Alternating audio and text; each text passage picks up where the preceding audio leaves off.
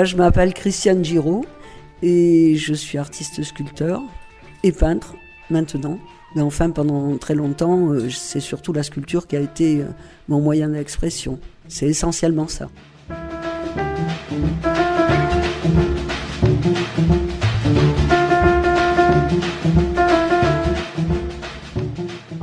Les premiers souvenirs sont très nets, très clairs. J'ai commencé, j'avais 9 ans, et j'avais la chance qu'à Bayonne, je suis née à Bayonne, et à l'école d'art, on pouvait aller tous les soirs, de 18 à 20 heures, pour dessiner. Mais vraiment, moi je pouvais y aller tous les soirs. Plus le jour de congé de l'école, on pouvait y aller aussi. C'était extraordinaire, donc je n'ai pas cessé d'y aller. Et ensuite, j'avais un maître qui était extraordinaire.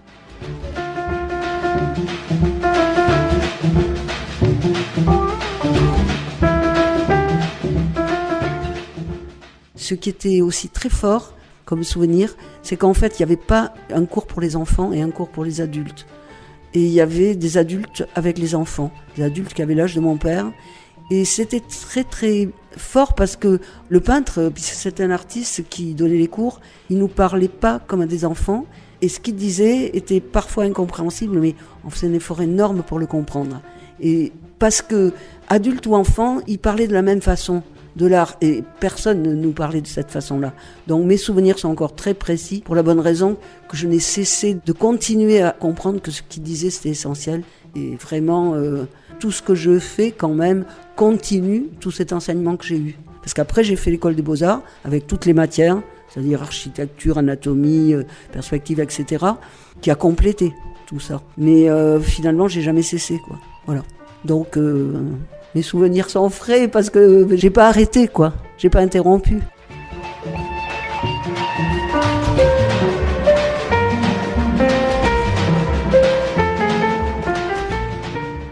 J'ai fait le cursus école des beaux-arts, avec tout ce que ça suppose. Et c'est pour ça que j'ai une formation peinture, dessin, sculpture, architecture, parce que quand même dans ce que je fais, ça se retrouve. J'ai eu cette chance d'avoir cette formation. Puis après, tout naturellement, j'ai cherché à avoir un atelier et j'ai jamais cessé. Donc je continue. Voilà.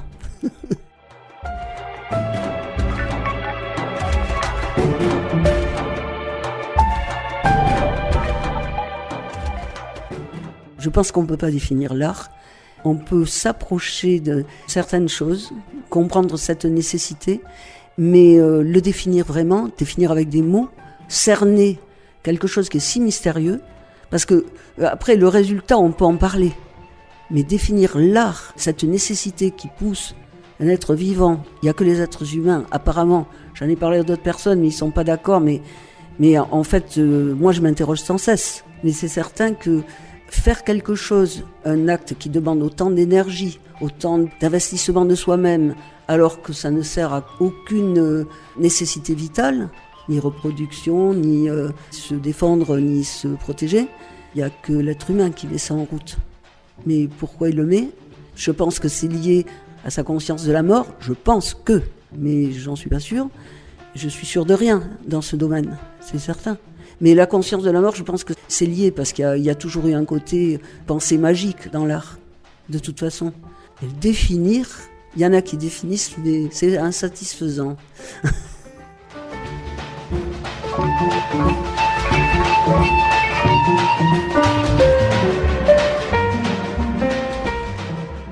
Tout d'abord, je pensais peindre, ça me convenait bien, mais dès que j'ai abordé la sculpture vraiment, et la sculpture en taille directe, en premier sur la pierre, mais là, vraiment, il y a eu un contact qui m'a immédiatement parlé, parce qu'il y avait un côté physique, c'est très cérébral quand même, l'art aussi, il y a une réflexion importante dans tout ce que l'on fait, mais il y a une part artisanale aussi, et il y a une part physique, et c'est certain que dans la sculpture, je pouvais réunir tout ça. C'est-à-dire à la fois le côté artisanal, le côté très physique, et puis le fait de la taille directe, c'est-à-dire ce risque qui entre en jeu et qui est très fort, qui donne un plus, mais qui existe en peinture, bien entendu.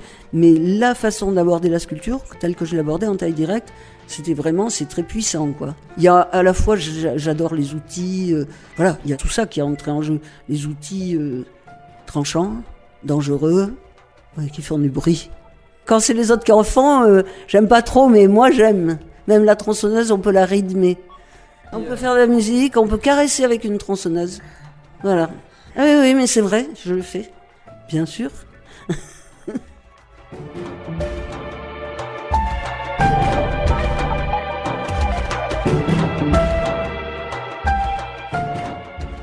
Très vite, ce qui me plaisait, c'était de travailler en grande dimension. Et une pierre, dès qu'elle passe une certaine taille, je peux plus la déplacer. Donc ça, c'était un inconvénient majeur. Et j'avais envie de faire des choses de grande taille. Donc j'avais des amis sculpteurs autour de moi qui faisaient du bois. Et tout de suite, j'ai compris, bon, avec le bois, je peux faire quelque chose de 2 mètres. On peut déplacer seul un tronc en le faisant pivoter. Enfin, vraiment, ça permet une grande liberté. Et finalement, le bois, ça m'a convenu, mais pas que. Voilà. C'est-à-dire que beaucoup de personnes se trompent, et moi, j'ai jamais dit je suis sculpteur sur bois. Parce qu'on dirait, tiens, c'est parce que j'aime le bois que j'ai choisi de faire la sculpture. Non, c'est parce que j'ai fait de la sculpture que j'ai choisi le bois. Il faut inverser les choses, voilà. Mais ceci dit, le bois est un matériau qui me plaît. Parce qu'il me permet de faire la sculpture.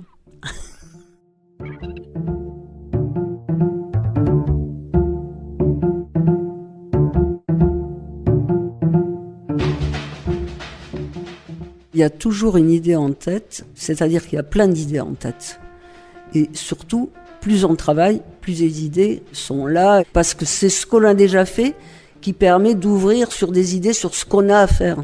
Donc finalement, il y a tout un processus, une mécanique, on met en route. On met en route une machine qui fait que les idées, si on laisse longtemps, un laps de temps très long sans travailler, c'est vrai que les idées, elles disparaissent.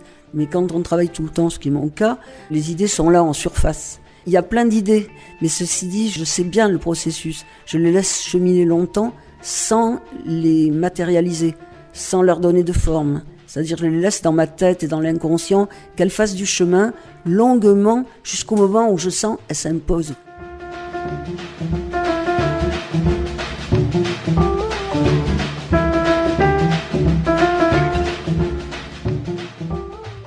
J'ai toujours un carnet de croquis sur moi. Partout où je suis, je dessine. Dans ma voiture, n'importe où, au café surtout. Là, quand je commence à faire des croquis, c'est que déjà, j'ai éliminé beaucoup de choses sur les idées que j'avais. Voilà, je ne veux pas tout mettre. Il faut éliminer. En fait, il y a plein d'idées, c'est très large. Et après, ça converge. J'élague au fur et à mesure et ça converge vers ce que je veux faire. Et là, je me mets à la réalisation. Donc, il se passe beaucoup de temps entre l'idée et la réalisation. Et finalement, pourtant en sculpture c'est assez long, hein, parce qu'il faut travailler longuement la matière, mais finalement le processus avant la réalisation, il est plus important que la réalisation elle-même. Et c'est intéressant. Ça veut dire que c'est tout le temps, quoi. C'est en permanence. C'est bien.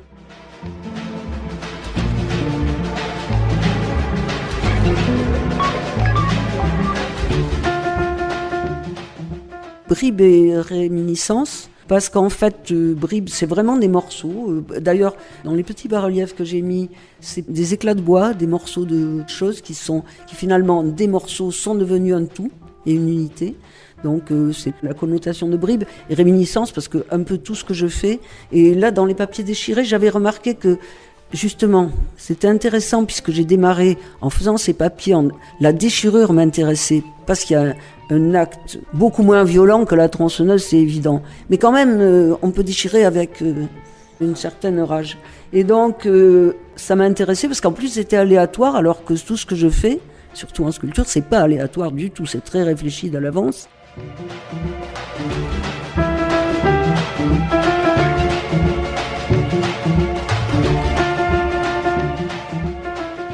J'ai fait une série de papiers déchirés qui sont un peu des réminiscences. Elles sont venues sans préparation, avec la déchirure qui m'indiquait vers où j'allais. Mais en fait, je me suis rendu compte... Alors, c'est des choses qui reviennent, parce qu'on accumule plein de choses dans la tête, plein d'idées qui n'ont pas été réalisées, mais qui à un moment donné peuvent trouver leur chemin. Et en faisant cet acte de déchirer, et en collant ces papiers, je me disais, bon, ça, c'est des choses qui remontent à ma mémoire. Et ça m'intéressait. Et le côté aléatoire m'intéressait, puis je me suis rendu compte, j'en ai fait quand même une grande série, que c'était d'être dans la non-maîtrise, mais j'ai maîtrisé l'aléatoire, donc ça m'a plus intéressé après. Finalement, je maîtrise beaucoup de choses, parce que justement, j'ai un grand travail antérieur, que j'aime beaucoup, parce que ça m'habite en permanence. C'est pas que dans l'atelier que je travaille.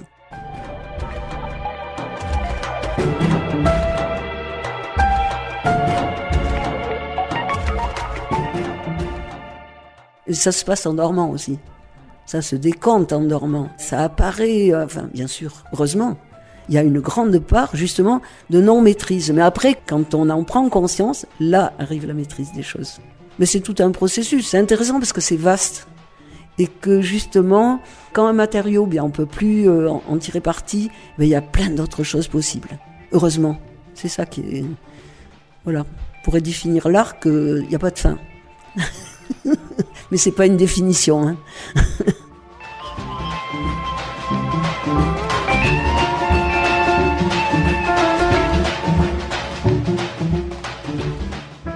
Je suis pas du tout coloriste, je suis pas peintre. Il y a des peintures sans que je sois peintre. Je suis pas coloriste, c'est-à-dire que si j'aime utiliser la couleur parce qu'elle ajoute quelque chose, une dimension supplémentaire à ce que je fais. Mais ceci dit, c'est monochrome. Il n'y a pas 36 couleurs, hein. En fin de compte, ce qui m'intéresse, c'est vraiment de poursuivre aussi ce travail mental de sculpture qui est l'organisation de l'espace sur une surface donnée.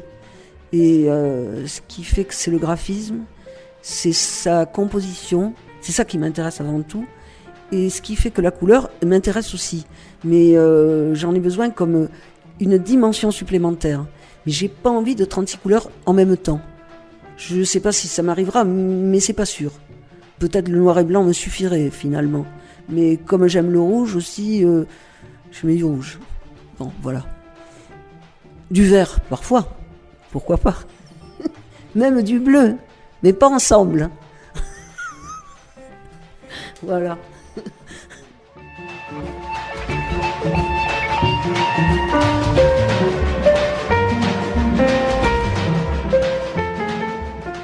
Mon travail, il y a des choses différentes, bien sûr. Il y a des choses où je vois qu'elles ont quelque chose qui les relie dans ma pensée. Et là, j'ai essayé de mettre cette exposition, qu'elle ait une cohérence dans l'esprit qui l'anime, même avec des choses différentes. Je crois que ça se tient. Je dis je crois, on est sûr de rien. C'est pas... Il n'y a pas de certitude dans l'art. Dans rien d'ailleurs.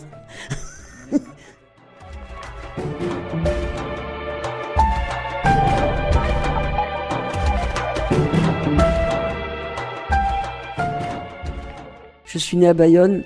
Je n'ai pas de parents qui parlaient l'eshkora. Je n'ai eu qu'une grand-mère, je suppose qu'elle parlait l'eshkora, sauf que je ne l'ai pas connue, qui était de Loussaïd, donc je ne l'ai pas connue. Et le fait de ne pas connaître quelqu'un, ça ne rend pas proche, nécessairement. Par contre, je suis née ici, donc je suis bien imprégnée de tout ce qui se passe dans tout le territoire basque, et je suis loin d'être indifférente à ce qui s'y passe, et à l'esprit qui s'en dégage et tout ça. Voilà. Donc je suis partie prenante sans être impliquée en tant... Je ne pourrais pas m'identifier, parce que j'ai trop de racines multiples, et qui aussi m'ont construit. Mais l'un n'empêche pas l'autre. Voilà. Donc pour moi, ça a une importance. Et vivre ici a une importance. C'est pas anodin, bien sûr, avec tout ce que ça suppose, et d'aimer ce territoire, et de prendre conscience de toutes ses dimensions, et de sa culture, bien sûr. J'ai un peu parlé, non pas parlé, essayé de parler. Mais je suis pas bûcheuse, je suis pas mateuse, mais pas bûcheuse, donc j'ai interrompu quand il a fallu bûcher. J'étais très bien la première année, première même.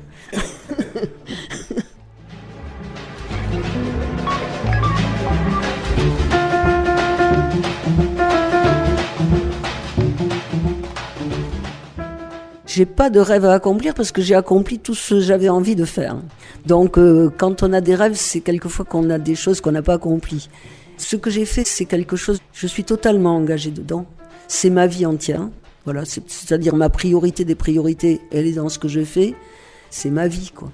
D'ailleurs, si je me définis, quand je dis, on me dit, tu fais de la peinture ou de la sculpture, non mais je suis sculpteur. Et le fait de dire être, c'est très important. C'est pas comme faire. Je fais, mais en fait je suis. Donc c'est ma vie qui est impliquée entièrement, 100% dans ce que je fais. Voilà, donc je n'ai pas de rêve particulier. Ce que je fais, c'est un accomplissement, c'est quelque chose dont j'ai besoin et dans lequel je suis entièrement engagée.